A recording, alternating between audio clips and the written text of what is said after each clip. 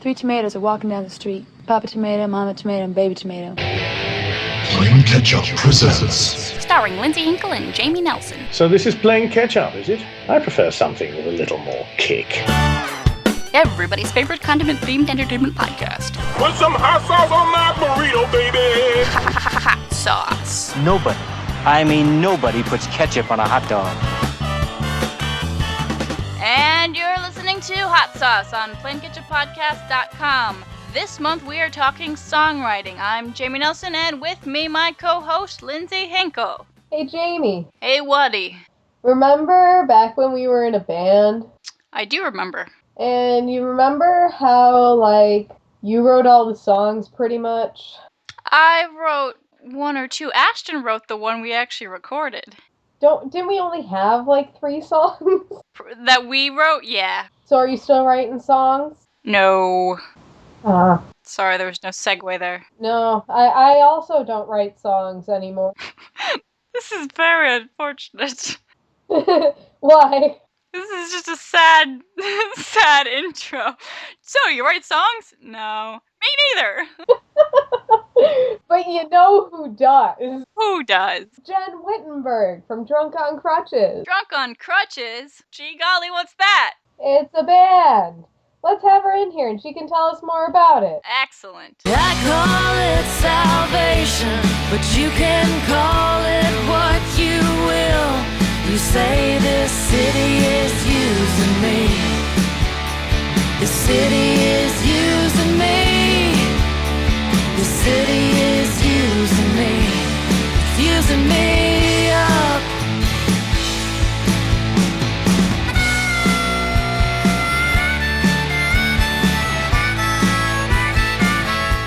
Hi Jen, how are you? I'm great. How are you doing? I'm very good. So today we're going to be talking about songwriting, is that right? That's right. Do you remember the first song you ever wrote? I do, actually. How old were you? I think I was maybe 16. What was it about? It was it was about my friend Dee Dee. It was called, and this might be inappropriate, but it was funny. It was called Dee Dee is a Big Crack Whore.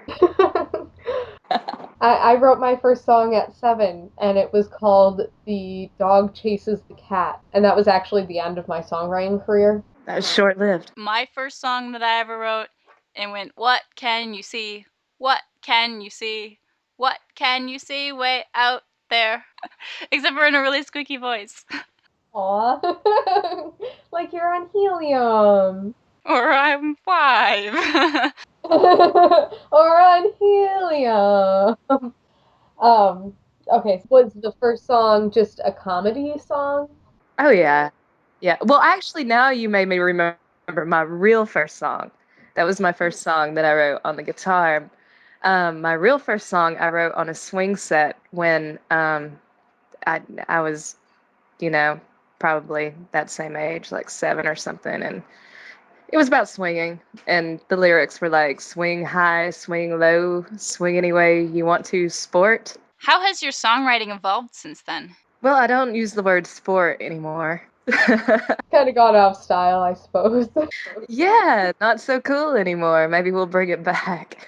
I'll work on it. We're going to start a sport revolution. So when you're actually sitting down to write serious songs now, not the songs that we wrote when we were kids, what's the hardest thing about actually sitting down and writing a song, the whole process? Well, it kind of goes both ways. Sometimes it just comes very easily and very naturally, and I'll just pick up my guitar and something will come out.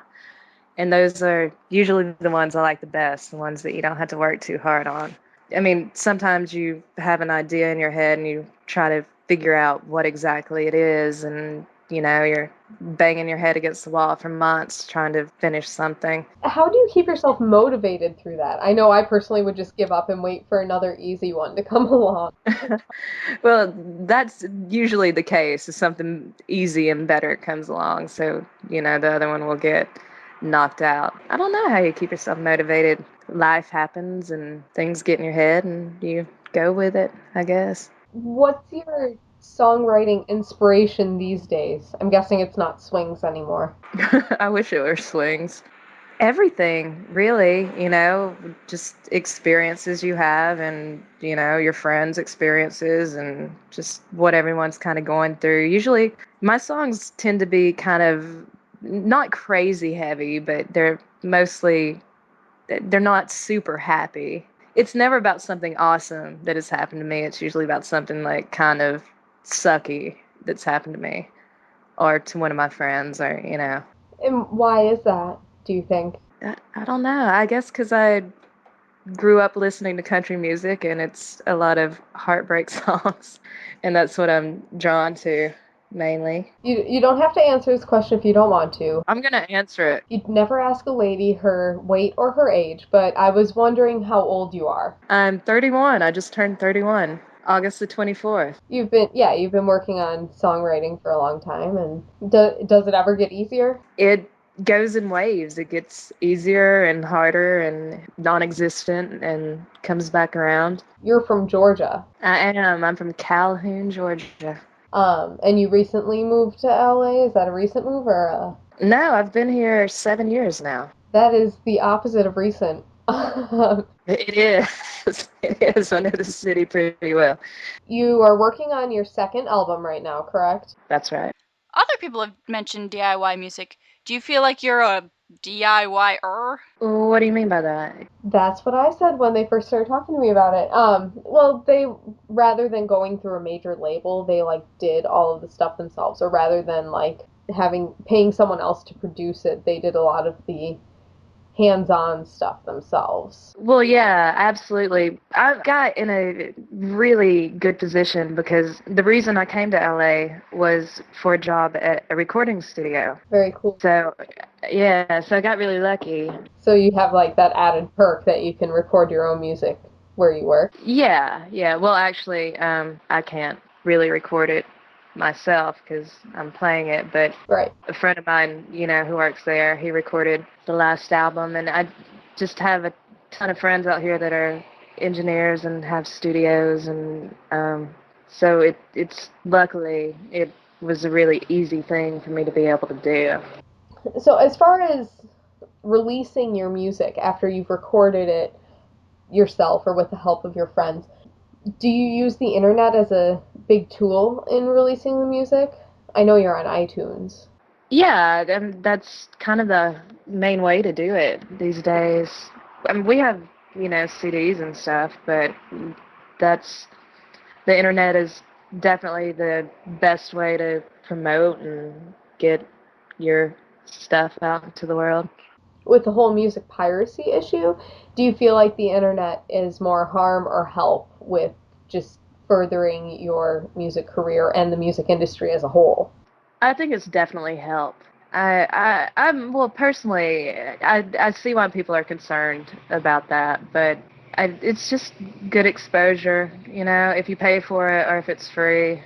As long as it gets out there and people hear it, I think it's a good thing. I don't think that really hurts anyone too much except for huge bands. Mm-hmm. And I can see what their problem is with it, but I definitely don't have any issues surrounding that yet. Maybe one day I will, and I will be happy to bitch about it then. What's your favorite song that you've ever written? I think the song called Using Me Up is probably my favorite. It's on our last record. What's it about?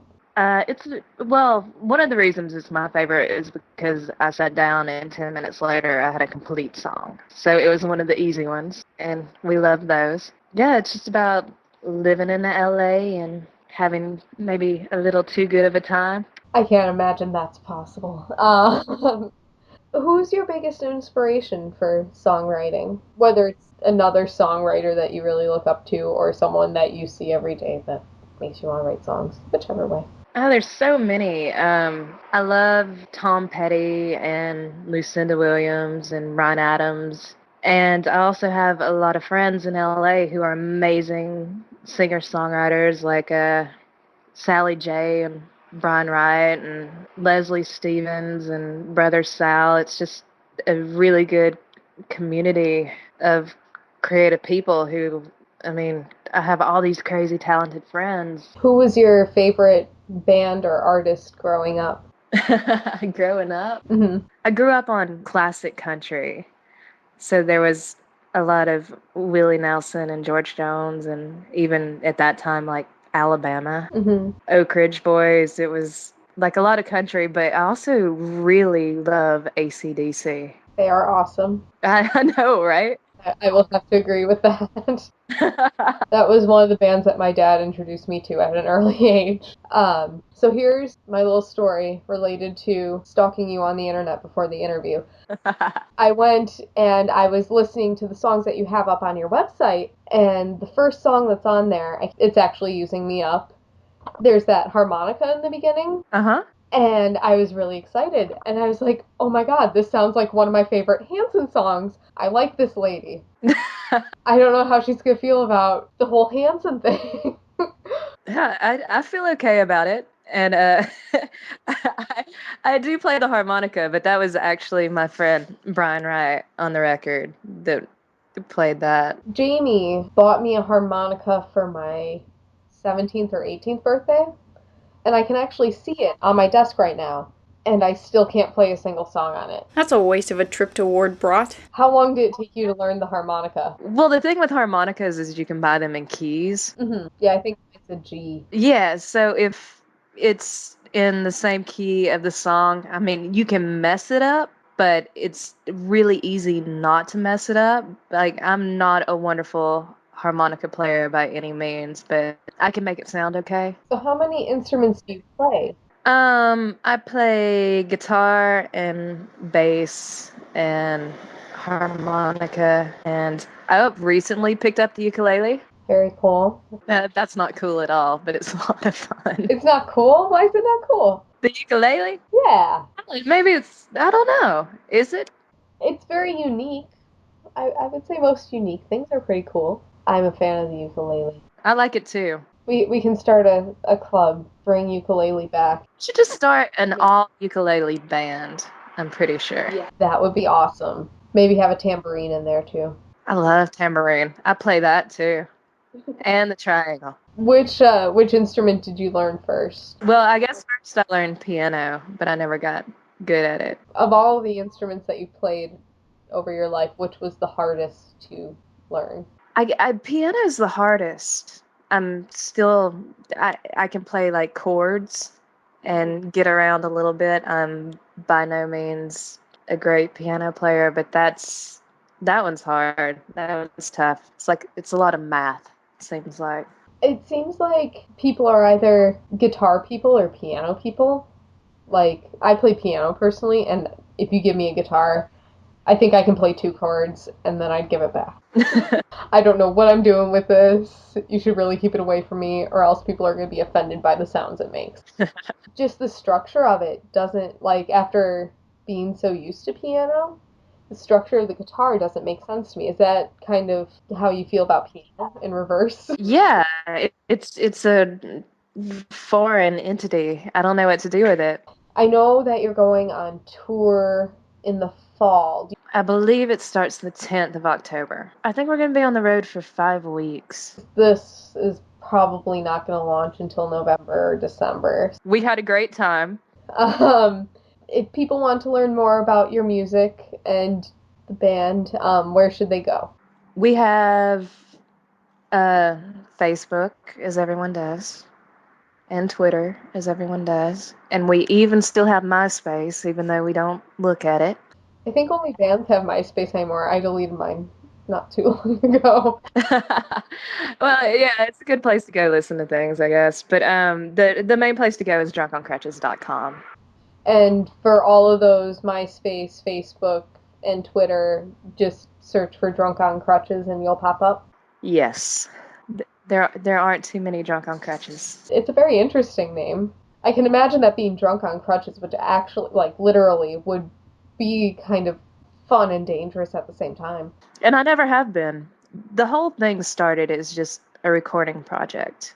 I moved to LA. I was living at the Best Western over the 101 Cafe. I moved here for a job at the recording studio, and I was just writing some songs, and I played them for my friend Andrew over at Grandmaster. he thought it would be a really good way for me to learn learn how to work all the gear if we did a little practice run with some songs. And they turned out really well, so we decided to keep doing it. And finally, we decided we probably needed to have a name for whatever we were doing. And we were in the middle of recording, and we stepped outside for a minute to take a little break. This group of guys walked up to us asking us directions to whatever the cool club was, and we were telling them. At the end of their little pack of dudes was a guy that was drunk on crutches that was with him, and, and I turned to Andrew and I was like, drunk on crutches. And he was like, that's it. And I was like, no, it's not. And then it stuck anyway? No, it is not. Like, we are definitely not calling it that. And yeah, and here we are 6 years later. So this guy who was drunk on crutches, was he all over the place on those crutches? He was doing a pretty good job. Well, that's good. But he just moving a little slower than everybody else. Well, thank you very much for the lovely interview. Have a lovely evening. Oh, you have a good evening too. Good luck, and I'll talk to you soon. All right, thanks so much, Lindsay. Thank you. We'll talk to you later. Bye. All right, bye, darling.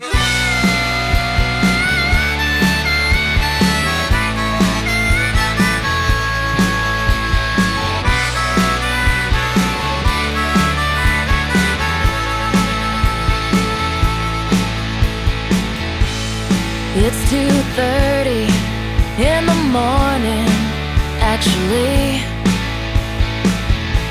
and I just got back from doing things not even worth mentioning. Spend all my money, empty pockets, too tired to dream. Used to be our dirty little secret, now it's just dirty. LA, won't you tell me, how am I supposed to sleep with your bright lights and your sirens out screaming in the streets? And everyone keeps telling me to pack it up and leave. They say the city is using me. The city is using me. The city is using me. It's using me up. Another day, all dressed up in last night's clothes. Make your way back to wherever it is you call home. It don't mean nothing if that's all you're looking for, but something tells me that one day you'll be back for more. Baby, won't you tell me, how could I ever sit still with that music and the whiskey and those $14 pills? I call it salvation, but you can call it what you will. You say this city is using me. The city is using me. The city is using me. It's using me up.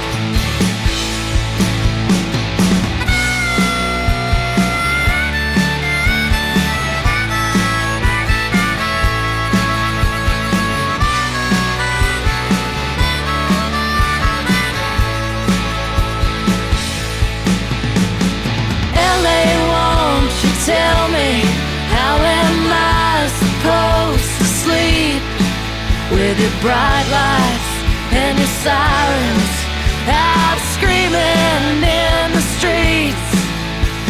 And everyone keeps telling me to pack it up and leave. They say the city is using me. The city is using me. The city is using me. It's using me